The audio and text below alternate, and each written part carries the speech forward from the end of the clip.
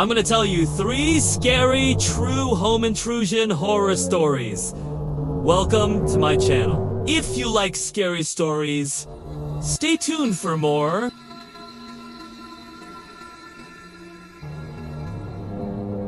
Imagine a normal night. You're at home safe, comfortable, maybe watching TV or scrolling on your phone. Then, a sound, a creak, a faint noise you can't quite place. At first, you brush it off. But then that uneasy feeling creeps in, the one that tells you you're no longer alone. What happens next? Tonight, we're diving into the terrifying, real-life accounts of home invasions, the stories that prove safety can be shattered in an instant.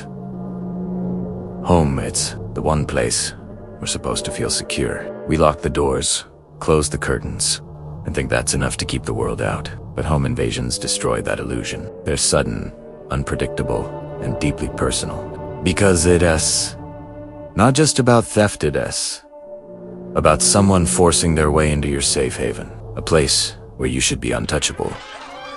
And once it happens, that feeling of safety is never quite the same again. Let's start with Emma's story. She lived alone in a small house on the edge of town. One night, she woke up to the sound of her bedroom door creaking open. She thought maybe she'd forgotten to latch it, but then she saw a shadow moving across her floor. Her heart froze. A man, dressed in black, was standing in her doorway, watching. Emma stayed perfectly still, pretending to be asleep. The man stepped inside, his footsteps slow, deliberate. She could hear him breathing. Then, without warning, he reached for her. Nitstan grabbed her phone and bolted out of the house. It all lasted less than a minute. But for Emma, that minute stretched into a lifetime. 2 days. She says the worst part wasn't he losing her phone, it was knowing that someone had been standing over her bed, deciding what to do. Then there's the case of the Ramirez family. It was just after midnight when they heard a loud crash downstairs. At first, they thought it was the cat knocking something over. But when they went to check, they found their front door kicked in. 2 masked men were in the living room, one of them holding a crowbar. The parents rushed their kids into the upstairs bathroom and locked the door, calling 911 as quietly as possible. For 10 agonizing minutes, they listened as the men ransacked the house, mashing, breaking, searching for valuables. And then, silence. By the time police arrived, the intruders were gone. But the Ramirez family never felt the same in that home again. They moved out less than a month later. Sometimes, the real damage isn't what is taken it as the fear that lingers in every corner. Not all home invasions announce themselves with noise. David, a young professional, came home late one night, unlocked his door, and went straight to bed. Nothing unusual, but when he woke up the next morning, something was off. His wallet was gone, his laptop was missing, and worst of all, he noticed his bedroom window was cracked open. That meant someone had been inside his house while he slept. They'd stood just feet away from him, watching. David says he didn't hear a sound, not a single creak or whisper. That silence haunted him more than anything else, because it proved how vulnerable he really was. What makes home invasion so terrifying isn't just the break-in itself, it's the aftermath. Victims often describe it as living with a ghost. They hear phantom footsteps at night. They double-check locks. They wake up at every little noise. It's the violation of space that lingers. The knowledge that walls and locks can't guarantee safety. And the thought that if it happened once, it could happen again. Some people describe their experience as if an unseen hand reached into their lives and ripped away their peace. Because you don't just lose possessions in a home invasion, you lose trust. Trust in your safety. Trust in your walls. Trust in silence. And that's what makes these stories so chilling. They're not ghost tales. They're not urban legends. They're real, and they could happen to anyone. So tonight, when you lock your doors, when you check your windows, when you pull the blankets over yourself and finally close your eyes, remember this. Safety feels certain until the moment it's not. Because sometimes, all it takes is a creak, a shadow, or the unseen hand of an intruder to change everything.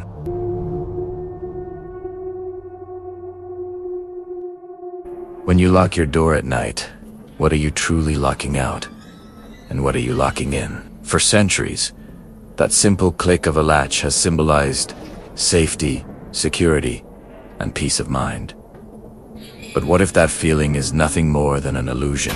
What if behind that locked door, something is already waiting? Tonight, we're diving into the chilling truth of locked doors and how what's meant to protect us can sometimes trap us with the very thing we fear most.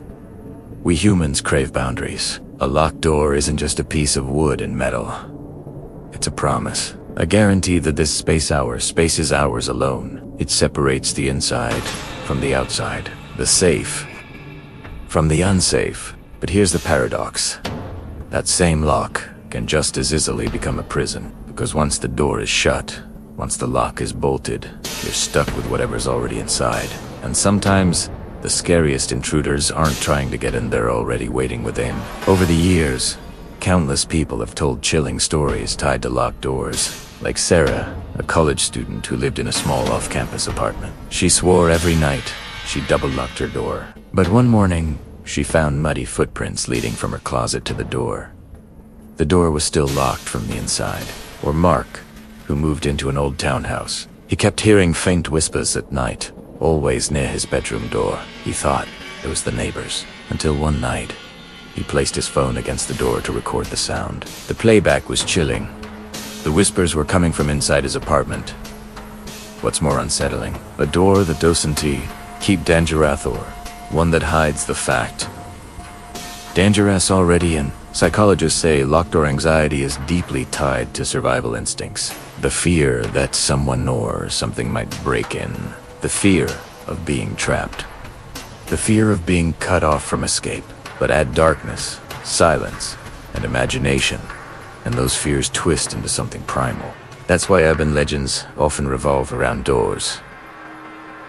Knocks with no one there, scratching sounds in the night, or voices whispering through the cracks. Because the door is more than wood and hinges sit. As a fragile barrier between us and the unknown. Now, let's step deeper into the eerie side. Many paranormal investigators believe doors act like conduits, thresholds between one realm and another. That's why so many ghost stories involve doors slamming, locks clicking open on their own, or shadowy figures seen standing in the doorway. Take the case of an abandoned hospital in Pennsylvania. Paranormal teams reported hearing locks clicking shut behind them, doors trapping them in empty rooms. And yet, when they forced the door open, the locks hadn't moved. Or the family in rural England who complained of nightly knocks at their bedroom doors. When investigators checked, they found no one in the house, but audio recordings caught faint breathing right outside those locked doors. But let me leave you with one story that captures this fear perfectly. A man, we'll call him David, lived alone in a small suburban home. Every night, he made sure to lock his front and back doors before bed. It was routine, ritual. One night, he was woken by a noise, a soft, deliberate tap, tap, tap on his bedroom door. He froze. He lived alone. No one else should have been there. He grabbed his phone to call 911, but the battery was dead. Strange, because he'd charged it fully before bed. Then came the sound again. Tap, tap, tap. This time, followed by a low whisper. His name, David, lay paralyzed in bed, his eyes locked on the door. He thought about running, but he couldn't bring himself to move. And then the knob turned, slowly, but the door was locked, and still, it rattled. The next morning, when he finally found the courage to open it, nothing was there, just a faint set of scratches on the inside of his bedroom door, as though something had been trying to claw its way in, or out. So, what are we really protecting ourselves from when we lock our doors? The outside world, or the things we'd rather not face on the inside? Security can be comforting, sure, but as these stories show, a locked door doesn't always mean safety. Sometimes, It's a reminder that safety itself might just be an illusion. So, tonight, when you hear that familiar click of your lock, ask yourself this. Are you keeping the world out? Or are you locking something in?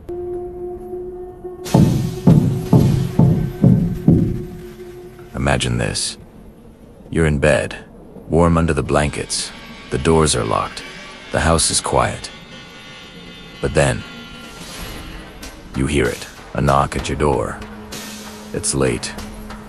Too late for visitors. And when you check, there's no one there. What if the most terrifying home invasion isn't about who you see, but what you can't?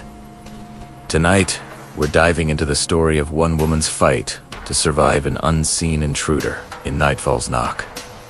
It was a Thursday night. Ordinary. Emily, 29 years old, living alone in a modest two-bedroom house, was winding down for the evening. She brewed her chamomile tea, set her phone on the nightstand, and climbed into bed with a paperback novel. Outside, the wind rattled against the windows, but inside, everything felt safe. Or at least, it should have. Sometime after midnight, Emily stirred. At first, she thought she was dreaming, but then she heard it clearly. Knock! Knock! Knock! Slow, heavy, coming from her front door. Her heart skipped. Who would be knocking at this hour? She slipped out of bed, careful not to make a sound, and padded to the front door. Through the peephole, nothing. Just her quiet porch bathed in pale moonlight. Probably kids messing around, she whispered to herself. But then came another sound, the creak of a floorboard. Inside the house, Emily froze. The noise hadn't come from the porch. It had come from the hallway behind her. Slowly, she turned her head. The hall was empty. The faint glow of her nightlight barely cut through the shadows. She grabbed her phone dead. The battery had drained, though she swore it was nearly full an hour ago. Her chest tightened. Something wasn't right. Back in her bedroom, she shut the door and pressed her back against it, trying to listen. That's when she felt it. The air shifted. Heavy, oppressive, like someone else was in the room with her. She whispered, "Who's there?" Silence. And then softly knock, knock. But this time, it wasn't on the door. It was on the wall, just inches from where she sat. Emily's mind raced. Was it in her head? Was she losing it? She gathered her courage, flung the door open, and stormed down the hall toward the living room. Nothing. No broken window. No forced entry. But the living room smelled different. Damp. Musty. Like earth after rain. And on the wooden floor, faint, wet footprints leading from the door toward the stairs. She followed them with her eyes. The prints stopped halfway up the staircase. Like whoever made them had simply disappeared. Her breath quickened. She backed away, slowly, until something brushed her shoulder. An icy touch. A hand that wasn't there. She screamed, stumbling backward, grabbing the first thing she could, her bedside lamp. She swung it wildly into the dark. It connected with nothing. But in that instant, she swore she saw it. A shadow. Tall. Wrong. Its head bent at an unnatural angle. And though she couldn't see its face, she could feel its gaze boring into her. Then silence. The shadow was gone. Emily didn't stay. She bolted out the front door barefoot, into the cold night, sprinting to her neighbor's house 2 doors down. When the police arrived, they searched every corner of her home. No signs of forced entry. No footprints. No evidence of anyone ever being there. Except one thing. On the inside of a bedroom wall, the one she swore she heard knocking from there, were 3 long, jagged scratches. Deep. Like something had been trying to claw its way through. So, what was it that Emily encountered that night? A prowler who somehow vanished into thin air? A ghost tied to the house's history? Or something else? Something that doesn't fit into any explanation we know. What's scarier? The idea that it was real, or that her mind created it all. The truth is, sometimes the things that haunt us aren't outside the house. They're already in. And when night falls and the knocking begins, will you be ready to open the door?